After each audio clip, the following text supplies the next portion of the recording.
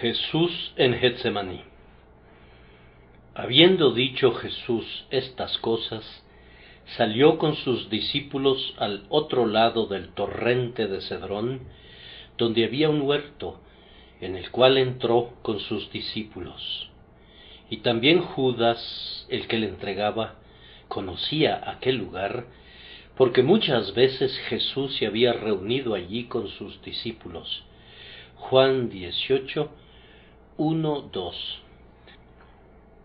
Yo recuerdo haber leído en alguna parte, aunque en este momento no puedo recordar la fuente, que Betania, uno habría pensado que el Salvador iría a ese lugar para pasar la noche en casa de María y su hermana Marta, estaba del lado más alejado del Monte de los Olivos y estaba fuera de los límites de la ciudad de Jerusalén. Ahora bien, en la Pascua era obligatorio que todos los que guardaban la fiesta pasaran toda la noche dentro de los límites de la ciudad, y nuestro divino Señor y Maestro, quien era un escrupuloso observante de cada punto de la antigua ley, no pasó al otro lado del monte, sino que permaneció dentro del área que estaba técnicamente considerada como parte o porción de Jerusalén. Así que su decisión de ir a Getsemaní era, en parte, para dar cumplimiento a la ley ceremonial, y por esa razón no pasó más allá ni buscó ningún otro refugio. Nuestro Señor sabía también que en esa precisa noche Él sería entregado en manos de sus enemigos y, por tanto, necesitaba estar preparado mediante un tiempo especial de devoción para la terrible ordalía que estaba a punto de soportar. Aquella noche de la Pascua iba a ser una noche memorable por ese motivo, por lo que él quería guardarla de una manera particularmente sagrada, pero como iba a ser todavía más memorable como el tiempo del comienzo de los sufrimientos de su pasión, resolvió pasar la noche entera en oración a su Padre. En ese acto nos recuerda a Jacob junto al vado de Jaboc, quien, cuando tenía que afrontar duras pruebas al siguiente día, pasó la noche luchando en oración. Y este hombre mayor que Jacob pasó su noche, no junto al vado de Jaboc, sino junto al negro y pestilente torrente de Cedrón, y allí luchó con unas fuerzas superiores a las que el patriarca tuvo que emplear en su notable forcejeo nocturno con el ángel del pacto. Yo quiero que intenten ir hasta Getsemaní en el pensamiento, y creo que deben sentirse estimulados a ir allá, ya que nuestro texto dice: muchas veces Jesús se había reunido allí con sus discípulos. Y primero, hasta donde podamos hacerlo en el pensamiento, veamos el lugar. Yo no he visto nunca el huerto de Getsemaní. Muchos viajeros nos informan que lo han visto y han descrito lo que vieron allá. Mi impresión es que ninguno de ellos vio jamás el sitio real y que no queda ningún vestigio de él. Hay ciertos vetustos olivos dentro de un terreno acotado que comúnmente se piensa que crecieron en el tiempo del Salvador, pero eso pareciera ser muy poco probable, pues Josefo comenta que todos los árboles que había en los alrededores de Jerusalén fueron derribados, muchos de ellos para ser convertidos en cruces para la crucifixión de los judíos, y otros para ser utilizados en la construcción de las fortificaciones con las que el emperador romano sitió a la ciudad sentenciada a la ruina. No pareciera que haya quedado nada que pudiera ser una reliquia verdadera de la antigua ciudad, y no puedo imaginar que los olivos corrieran una suerte diferente. De lo que han comentado algunos hermanos que han ido al famoso huerto de Getsemaní, Yo concluyo que no es muy útil ir allá para las devociones personales. Una persona que planeaba pasar una porción de su día domingo allá y que esperaba disfrutar en ese lugar de mucha comunión con Cristo, dijo que fue conducido a aprender muy amargamente el significado de las palabras que nuestro Salvador le dijo a la mujer junto al pozo de Sicar. La hora viene cuando ni en este monte ni en Jerusalén adoraréis al Padre. La hora viene, y ahora es, cuando los verdaderos adoradores adorarán al Padre en espíritu y en verdad, porque también el Padre tales adoradores busca que le adoren. Yo no quiero averiguar dónde estaba exactamente Getsemaní. Me basta saber que estaba en un costado del Monte de los Olivos y que era un sitio muy apartado.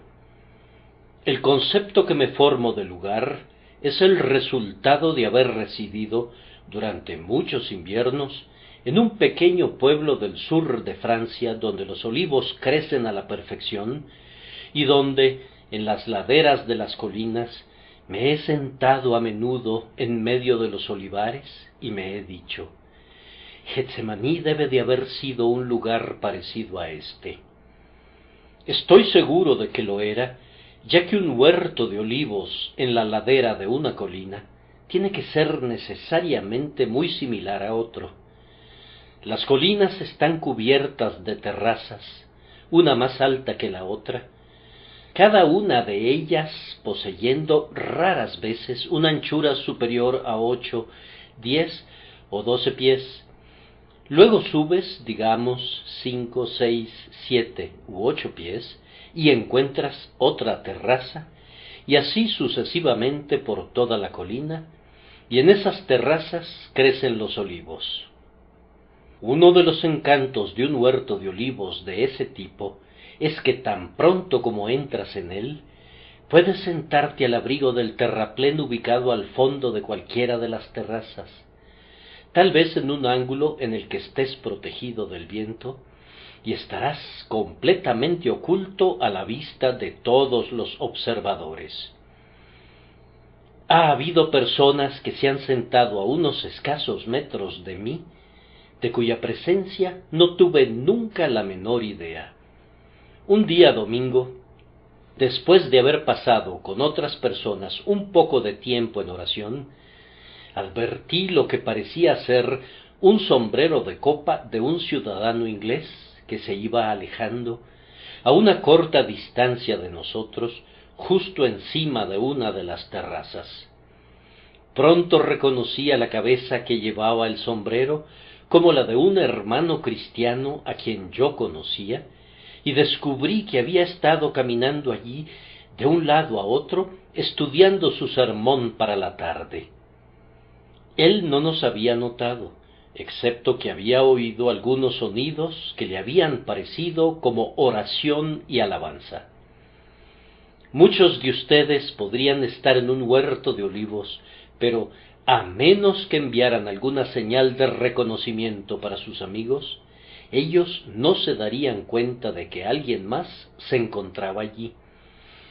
Y bajo el espeso, aunque liviano follaje, con los destellos de la luz solar que se filtra, o en la noche bajo un tipo de color cenizo y gris, con la luz de la luna proyectando a través del follaje sus rayos de plata, no puedo imaginar un lugar de retiro más deleitoso, un lugar donde uno se sentiría más seguro de estar muy aislado, aun cuando alguien pudiera estar muy cerca de ti, un lugar donde podrías sentirte libre de expresar tus pensamientos y tus oraciones, porque, de cualquier manera, para tu propia percepción, parecerías estar completamente solo. No puedo evitar pensar también que a nuestro Salvador le gustaba estar entre los olivos, debido a la figura muy congenial del olivo. Se retuerce y se enrolla y se contorsiona como si estuviese en una agonía. Tiene que extraer el aceite del duro pedernal y pareciera hacerlo con gran trabajo y fatiga. La figura misma de muchos olivos pareciera sugerir ese pensamiento. Entonces, un huerto de olivos es un lugar de doloroso placer y de fructífero trabajo, donde el aceite es rico y graso, pero donde ha de invertirse mucho esfuerzo en su extracción desde el duro suelo sobre el que está plantado el olivo. Yo creo que otros han sentido respecto a esto lo mismo que yo he sentido, es decir, que no hay ningún árbol que parezca más sugerente de un sentimiento de identificación con un ser sufriente que un olivo, ninguna sombra que sea más dulcemente pensativa, más apropiada para los momentos de aflicción y para la hora de devota meditación. No me sorprende, por tanto, que Jesús buscara el huerto de Getsemaní para poder estar completamente solo, para derramar su alma delante de Dios, y no obstante, poder contar con algunos compañeros a una corta distancia sin ser molestado por su inmediata presencia. Una razón para que él haya ido a ese huerto en particular era porque había ido allí con tanta frecuencia que le encantaba estar en ese viejo lugar familiar. ¿No sientes algo de eso en tu propio lugar especial de oración? No me gusta tanto la lectura en las Biblias de otras personas como en mi propia Biblia. No sé a qué se deba, pero a mí me gusta mi propia Biblia de estudio más que ninguna otra. Y si tengo que usar alguna Biblia más pequeña, prefiero una que tenga las palabras en el mismo lugar de la página que en mi Biblia, para poder encontrarlas con facilidad. Y yo no sé si ustedes sienten lo mismo, pero usualmente puedo orar mejor en un determinado lugar. Hay ciertos sitios en los que me deleita estar cuando me acerco a Dios. ¿Hay alguna asociación de anteriores entrevistas con mi Padre Celestial, vinculadas con ellos, que hace que el viejo sillón sea el mejor lugar en el cual uno pueda ponerse de rodillas? Entonces me parece que al Salvador le encantaba Getsemaní, porque había ido allí con mucha frecuencia con sus discípulos, y por tanto convierte al lugar en el sitio sagrado donde será derramada delante de su Padre su última agonía de oración. Sin embargo, eso fue sólo la introducción al tema principal de nuestras meditaciones. Entonces, ahora, contemplemos al Salvador en Getsemaní para que podamos imitarlo. Y primero, hemos de imitar a nuestro bendito Señor en esto, en que Él frecuentemente buscó y gozó de la soledad. La suya era una vida sumamente atareada. Tenía que hacer muchísimo más que lo que tenemos que hacer ustedes y yo. Sin embargo, encontraba abundante tiempo para la oración en privado. Él era mucho más santo de lo que somos cualquiera de nosotros. Con todo, él se daba cuenta de su necesidad de la oración privada y de la meditación. Él era mucho más sabio que lo que nosotros seremos jamás. Sin embargo, sentía la necesidad de retirarse a la soledad para la comunión con su Padre. Él tenía mucho poder sobre sí mismo, podía controlarse y sosegarse mucho más fácilmente de lo que nosotros podemos. Con todo, sentía que debía quedarse solo con frecuencia en medio de las distracciones del mundo. Sería bueno que estuviéramos solos con mayor frecuencia. Estamos tan ocupados, tan involucrados en esta reunión de comité o en aquella otra, en el adiestramiento de obreros, en la escuela dominical, en la predicación, en pláticas, en visitas, en chismes, en todo tipo de cosas, buenas, malas o indiferentes, que no tenemos ningún tiempo disponible para el debido cultivo de nuestra vida espiritual. Corremos de un lugar a otro sin tener el tiempo apropiado para descansar, pero, hermanos y hermanas, si queremos ser fuertes, Si tenemos la intención de asemejarnos a Jesús, nuestro Señor y Salvador, tenemos que tener nuestro Getsemaní, nuestro lugar de secreto retiro donde podamos estar a solas con nuestro Dios.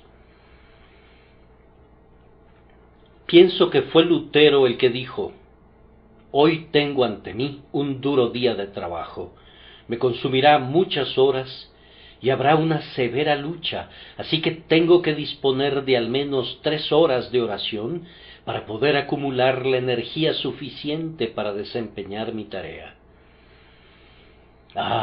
Nosotros no actuamos de esa sabia manera en nuestros días. Sentimos como si no pudiéramos encontrar un tiempo para la oración privada, pero si tuviéramos más comunión con Dios, tendríamos una mayor influencia en los hombres. Pero nuestro bendito Maestro ha de ser imitado especialmente en el hecho de que Él buscó la soledad cuando estaba a punto de entrar en el gran conflicto de su vida. Justo entonces, cuando Judas estaba a punto de darle el beso del traidor, cuando los escribas y los fariseos estaban a punto de acosarlo hasta la cruz, fue entonces cuando sintió que tenía que retirarse a Getsemaní y estar solo en oración con su Padre. ¿Qué hiciste, mi querido hermano, cuando percibiste la prueba? Pues bien, buscaste a un amigo que se identificara contigo. No te voy a culpar por desear las consolaciones de la verdadera amistad, pero no te voy a encomiar si la pones en el lugar de la comunión con Dios. ¿Temes incluso ahora alguna calamidad inminente? ¿Qué estás haciendo para enfrentarla? No voy a sugerirte que descuides ciertas precauciones, pero te aconsejaría que la primera y la mejor precaución tuya sea dirigirte a tu Dios en oración. Así como los débiles conejos encuentran refugio en la roca sólida, y así como las palomas se alejan volando a su hogar en el palomar, así también cuando los cristianos esperan alguna tribulación, deberían volar directamente a su Dios sobre las alas del miedo y de la fe. Tu gran fortaleza no radica en tu pelo, pues de lo contrario podrías sentirte tan orgulloso como Sansón en los días de sus victorias. Tu gran fortaleza radica en tu Dios. Por tanto, acude presuroso a Él y pídele ayuda en esta tu hora de necesidad. Por decirlo así, algunos de ustedes oran cuando están en el Calvario, pero no en Getsemaní. Quiero decir, oran cuando les sobreviene la tribulación, pero no cuando ésta está en camino. Sin embargo, su Maestro les enseña aquí que para vencer en su Calvario tienen que comenzar luchando en su Getsemaní. Cuando todavía no es sino la sombra de su tribulación venidera la que abre sus negras alas sobre ustedes, clamen a Dios pidiendo ayuda. Cuando no están vaciando todavía la amarga copa, sino que están únicamente sorbiendo las primeras gotas del ajenjo y de la hiel, comiencen aún entonces a orar: no sea como yo quiero, sino como tú, oh Padre mío. Así estarán mejor capacitados para beber de la copa hasta sus heces, cuando Dios la coloque en su mano. Podemos imitar también a nuestro Señor, hasta donde seamos capaces de hacerlo, en el hecho de que tomó a sus discípulos con Él. De cualquier manera, si no lo imitamos en este sentido, ciertamente podemos admirarlo, pues Él llevó a sus discípulos consigo, pienso, con 2 propósitos en mente. Primero, para el bien de ellos. Recuerden, hermanos y hermanas, que el siguiente día debía ser de tribulación para ellos, así como para Él mismo. Él debía ser sometido al juicio y ser condenado, pero ellos debían ser probados severamente en su fidelidad hacia Él, al ver a su Señor y Maestro entregado a una muerte vergonzosa. Así que los llevó consigo para que ellos también oraran, para que aprendieran a orar oyendo sus maravillosas oraciones, para que vigilaran y oraran, para que no entraran en tentación. Ahora, algunas veces, en tu hora especial de tribulación, yo creo que sería para el bien de otros que les comunicaras la historia de tu angustia y les pidieras que se unieran a ti en oración con respecto a ella. Como yo he hecho eso a menudo, puedo exhortarlos a hacer lo mismo. Descubrí que fue una gran bendición en un lúgubre día de mi vida que les pidiera a mis hijos, aunque eran todavía unos adolescentes, que entraran a mi aposento y que oraran con su padre en el tiempo de su tribulación. Sé que fue bueno para ellos, y sus oraciones fueron de gran ayuda para mí, pero actué como lo hice, en parte para que ellos hicieran cargo de su parte en las responsabilidades domésticas, para que llegaran a conocer al Dios de su Padre y aprendieran a confiar en Él en su tiempo de tribulación. Pero nuestro Salvador llevó también consigo a sus discípulos a Getsemaní, para que ayudaran a consolarle, y en este sentido debemos imitarlo debido a su maravillosa humildad. Si todos esos discípulos hubieran hecho todo lo posible, ¿de qué habría valido? Pero lo que verdaderamente hicieron fue muy desalentador para Cristo, en vez de ser de alguna utilidad para Él. Se quedaron dormidos cuando debieron haber velado con su Señor, y no le ayudaron con sus oraciones como podrían haberlo hecho. Es digno de notarse que no les pidió que oraran con Él, les pidió que velaran y oraran para que no cayeran en tentación, pero les dijo: «Así que no habéis podido velar conmigo una hora». No les dijo: «Así que no habéis podido orar conmigo una hora». Sabía que no podían hacerlo. ¿Qué hombre mortal habría podido orar en una hora como aquella, cuando grandes gotas de sudor de sangre puntuaban cada párrafo de su petición? No, ellos no podían orar con Él, pero hubieran podido velar con Él. Sin embargo, tampoco hicieron eso.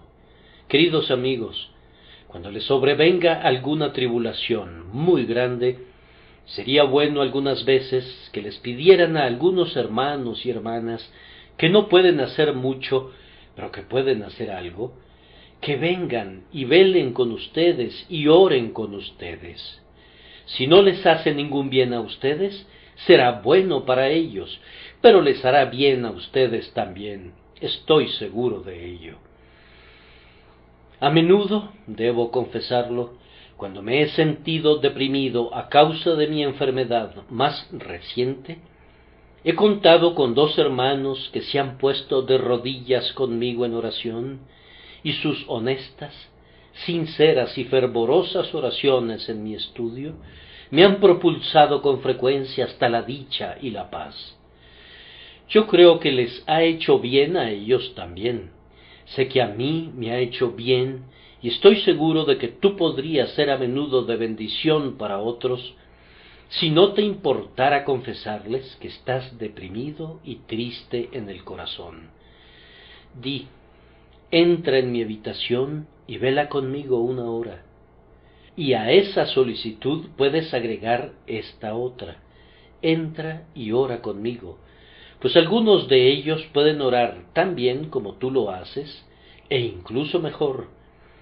Entonces imita al Salvador esforzándote no solo en orar tú mismo, sino en llamar en tu ayuda, cuando sea inminente una gran tribulación, a la legión de los elegidos de Dios que oran. Podemos seguir también el ejemplo de nuestro Señor en otra dirección, es decir, que cuando oramos en presencia de una gran tribulación, es bueno orar con mucha importunidad. Nuestro Salvador oró 3 veces en Getsemaní, usando las mismas palabras. Él oró con tal intensidad de deseo, que su corazón parecía arder de angustia. Los conductos se desbordaron y los rojos torrentes irrumpieron en gotas sangrientas que cayeron en tierra en aquel lugar llamado correctamente almazara o lugar donde se exprime la aceituna. Ah, esa es la manera de orar, si no hasta el punto de producir un sudor sangriento, como seguramente no tengamos que hacerlo, ni seamos capaces de hacerlo, con todo, con tal intensidad de un fervor sincero como nos sea posible y como deberíamos hacerlo cuando Dios el Espíritu Santo esté obrando con poder en nosotros. No podemos esperar recibir ayuda en nuestro tiempo de tribulación a menos que enviemos al cielo una intensa oración. Pero imiten también a Cristo en el tema de su oración. Estoy seguro de que Él nada más musitó suavemente la plegaria. Padre mío, si es posible, pase de mí esta copa. Tú también puedes presentar esa petición, pero asegúrate de musitarla suavemente. Sin embargo, estoy seguro de que fue con todo su poder que nuestro Salvador dijo, pero no sea como yo quiero, sino como tú. En presencia o ante la perspectiva de una gran tribulación, haz que ésta sea tu oración a Dios. Hágase tu voluntad. Alienta a tu alma hasta este punto, habiéndole pedido al Señor que te proteja, si así le agradare, ponte absolutamente en sus manos y di, pero no sea, oh Padre mío, como yo quiero, sino como tú. Cuando uno llega hasta ese punto, se trata de una oración prevaleciente. Un hombre está preparado a morir cuando sabe cómo presentar esa petición. Esa es la mejor preparación para cualquier cruz que pudiera caer encima de tus hombros. Tú podrías morir la muerte de un mártir y aplaudir aún en medio del fuego si puedes con toda tu alma orar realmente como Jesús oró, no sea como yo quiero, sino como tú. Este es el objetivo que pongo ante ustedes, mis hermanos y hermanas en Cristo, que si están esperando una enfermedad, si están temiendo alguna pérdida, si están anticipando un duelo, si le temen a la muerte, que este sea su gran ultimátum, ir a Dios ahora, en el tiempo de su angustia, y por medio de una poderosa oración prevaleciente, con tal acompañamiento de oración como otros puedan brindarte, musita esa única plegaria: hágase tu voluntad, oh Padre mío. Hágase tu voluntad, ayúdame a cumplirla, ayúdame a sobrellevarla, ayúdame a seguir adelante con todo para tu honra y gloria, que sea yo bautizado con tu bautismo y que beba de tu copa hasta los sedimentos. Algunas veces, queridos amigos, pudieran desear en sus corazones que el Señor los usara grandemente y sin embargo, Él tal vez no lo haga. Bien, un hombre que se calla cuando Cristo le dice que lo haga, está glorificando a Cristo más que si abriera su boca y quebrantara el mandamiento del Maestro. Hay algunos miembros del pueblo de Dios que gracias a una manifestación tranquila, santa y consistente de lo que el Señor ha hecho por ellos, le glorifican más de lo que lo harían si fueran de lugar en lugar declarando su evangelio de una manera que haría que el evangelio mismo fuera desagradable para quienes lo oyeran. Eso es muy posible, pues algunas personas lo hacen. Si el Señor me pone en primera fila, bendito sea su nombre por ello, y yo tengo que pelear por Él allí como mejor pueda. Pero si Él me dice, quédate acostado en tu lecho, quédate allí durante 7 años y no te levantes del todo, No tengo nada más que hacer que glorificarle de esa manera. El mejor soldado es el que hace exactamente lo que su capitán le dice. Ahora, en tercer lugar, y sólo brevemente, a modo de instrucción para nosotros mismos, veamos a los discípulos en Getsemaní. Probablemente los discípulos habían ido con su maestro a Getsemaní a menudo. Yo supongo que algunas veces durante el día y algunas veces durante la noche habían sido instruidos en cónclave secreto en el huerto de los olivos. Había sido su academia. Allí habían estado con el maestro en oración. Sin duda, cada uno oraba y aprendía a orar mejor con su ejemplo divino. Queridos hermanos y hermanas, yo les recomiendo que vayan con frecuencia al lugar donde puedan tener una mejor comunión con su Dios. Pero ahora los discípulos fueron a Getsemaní porque se cernía una gran tribulación. Fueron llevados allí para que velaran y oraran.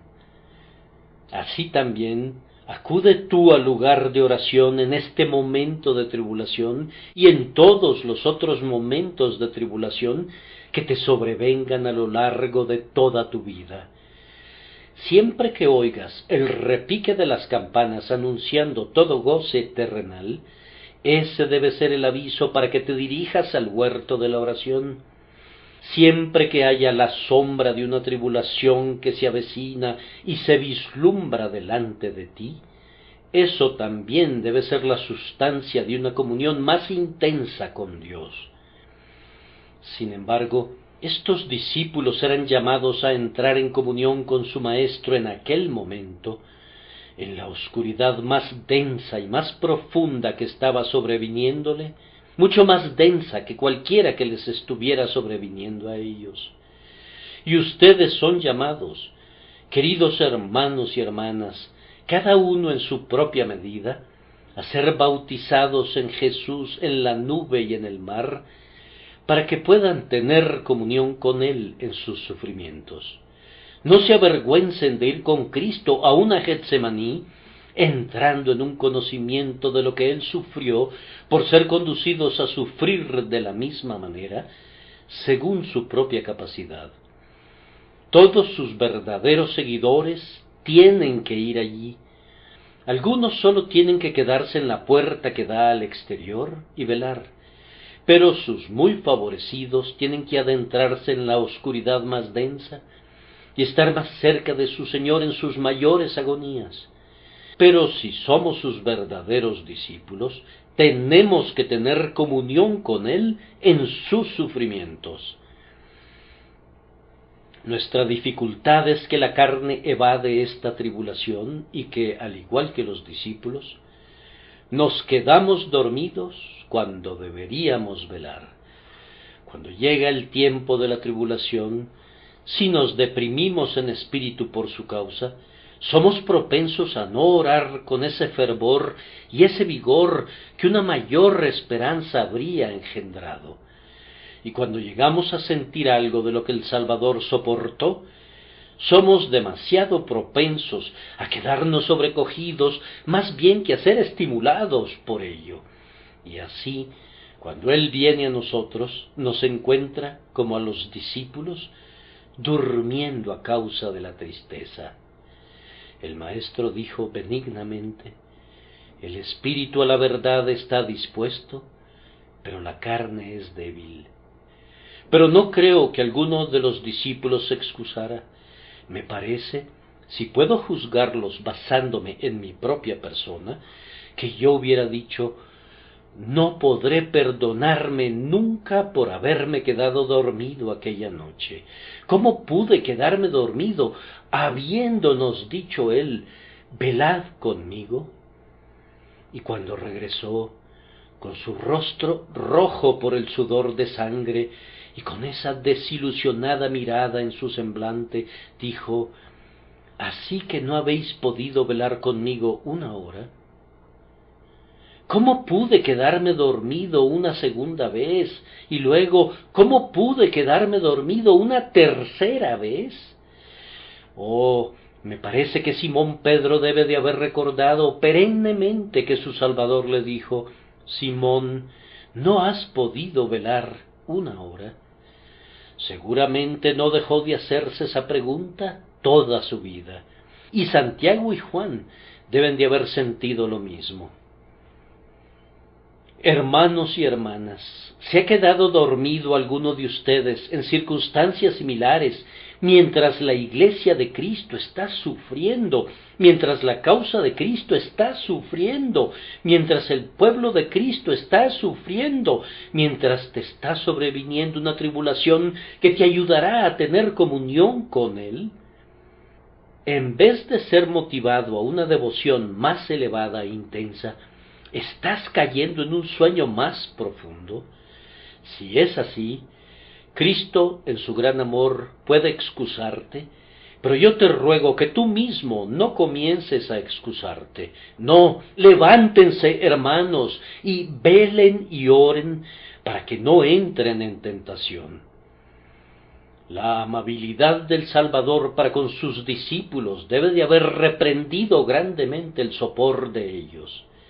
Según entiendo de la narración, nuestro Señor se acercó a sus discípulos 3 veces, y en la tercera ocasión los encontró todavía rendidos de sueño, así que se sentó junto a ellos y les dijo: Dormid ya y descansad. Se sentó allí a aguardar pacientemente la llegada del traidor, sin esperar ninguna ayuda o simpatía de sus discípulos, sino simplemente velando por ellos como ellos no velarían con él, orando por ellos como ellos no orarían por ellos mismos, y dejando que durmieran otro rato mientras se disponía a encontrarse con Judas y la turba de la gentuza que pronto le rodearía. Nuestro Maestro, en su gran ternura, algunas veces nos consiente sueños como esos. Sin embargo, podríamos tener que lamentarlos y desear haber tenido suficiente fuerza de mente y fervor de corazón para permanecer despiertos y velar con Él en sus momentos de aflicción. Me parece que, de todos los 11 discípulos buenos, no hubo ninguno que permaneciera despierto. Hubo un vil traidor, y él sí estaba bien despierto. Nunca se quedó dormido, estaba lo suficientemente despierto para vender a su maestro y para actuar como guía de aquellos que vinieron para capturarlo. Pienso también que, al menos parcialmente, como consecuencia de ese sopor de ellos, en un breve lapso, todos los discípulos, dejándole, huyeron. Parecieran, por un tiempo, haber perdido en el sueño su apego a su Señor, y al despertar como de un sueño turbado, a duras penas sabían lo que hacían, y huyeron atropelladamente. Todas las ovejas fueron dispersadas, y el pastor se quedó solo, cumpliendo así la antigua profecía: hiere al pastor, y serán dispersadas las ovejas. Y aquella otra palabra: he pisado yo solo el lagar, y de los pueblos nadie había conmigo. Despierten, hermanos y hermanas, pues de otra manera también ustedes podrían abandonar a su maestro, y en la hora en que deberían demostrar más su fidelidad, pudiera ser que su estado de sopor de corazón los lleve a la rebeldía y a abandonar a su Señor.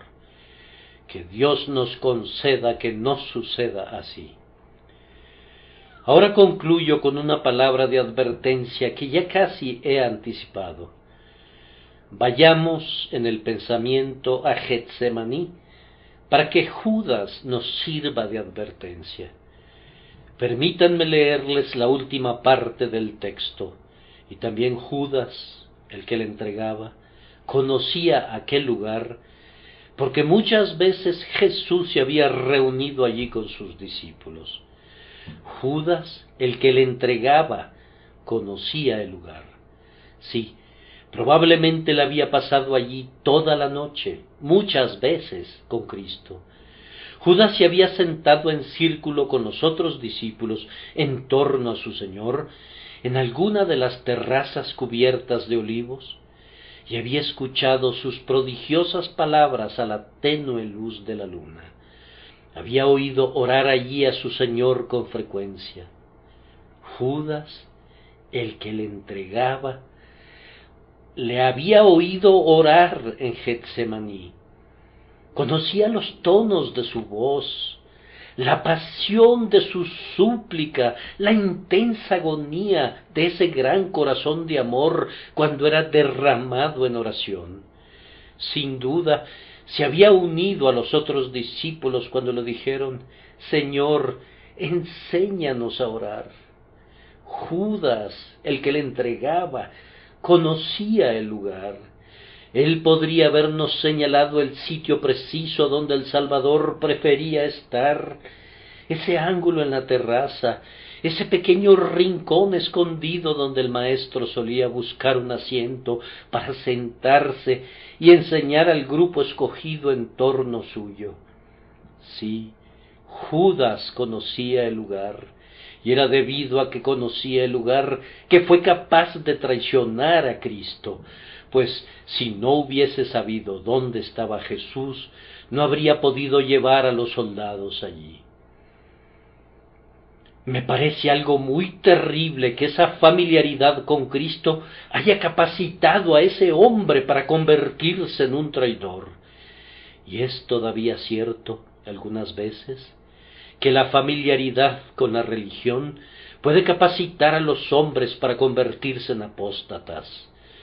Oh, si hubiese un Judas aquí, yo le hablaría muy solemnemente. Tú conoces el lugar, sabes todo lo concerniente al gobierno y al orden de la Iglesia, y puedes ir a contar bonitas historias acerca de los errores cometidos por algunos de los siervos de Dios, que no errarían si pudieran evitarlo. Sí, tú conoces a los miembros de la Iglesia, tú sabes dónde hay algún defecto en el carácter y alguna debilidad de espíritu, sabes cómo ir y divulgar la historia de ellos entre los mundanos, y puedes hacer mucho daño que no podrías hacer si no hubieras conocido el lugar. Sí, y tú conoces las doctrinas de la gracia, al menos en una medida de conocimiento mental, y sabes cómo retorcerlas como para hacerlas verse ridículas, esas eternas verdades que embelezan los corazones de los ángeles y de los redimidos de entre los hombres. Como tú las conoces tan bien, sabes cómo parodiarlas y cómo caricaturizarlas y hacer que la propia gracia de Dios parezca una farsa. Sí, tú conoces el lugar, te has sentado a la mesa del Señor y has oído a los santos cuando hablan de sus arrobamientos y de sus éxtasis, y tú pretendías que participabas en ellos. Así que sabes cómo regresar al mundo y representar a la verdadera piedad como algo que es pura mojigatería e hipocresía, y haces raras burlas de esos secretos sumamente solemnes, de los cuales un hombre a duras penas hablaría a sus semejantes, porque son las transacciones privadas entre su alma y su Dios. Difícilmente puedo captar cuán terrible será la condenación de aquellos que, después de hacer una profesión de religión, han prostituido su conocimiento de la obra interna de la Iglesia de Dios, y la han convertido en material para novelas en las que el Evangelio de Cristo es exhibido para escarnio. Sin embargo, ha habido tales hombres que no se han contentado con ser como pájaros que han ensuciado sus propios nidos, ya que también han salido y han intentado ensuciar el nido de cada corazón creyente que pudieran alcanzar. Qué cosa tan terrible sería que alguien de nosotros aquí conociera el lugar y por eso traicionara al Salvador. ¿Conoces el lugar de oración privada o piensas que lo conoces? ¿Conoces el lugar donde van los hombres cuando la sombra de una tribulación venidera está proyectándose delante de ellos? ¿Piensas que sabes algo acerca de la comunión con Cristo en sus sufrimientos? Pero, ¿qué pasaría si la avaricia del oro dominara, tal como lo hizo en Judas, ese natural apego que sientes por Cristo y por las mejores cosas? ¿Y qué pasaría si incluso Getsemaní, como un abismo, abriera ampliamente sus fauces para engullirte? Es algo terrible para ser contemplado, pero con todo pudiera ser verdad, pues también Judas, el que le entregaba, conocía aquel lugar. No puedo tolerar pensar que alguno de ustedes esté familiarizado con las interioridades de este tabernáculo y sin embargo que traicione a Cristo.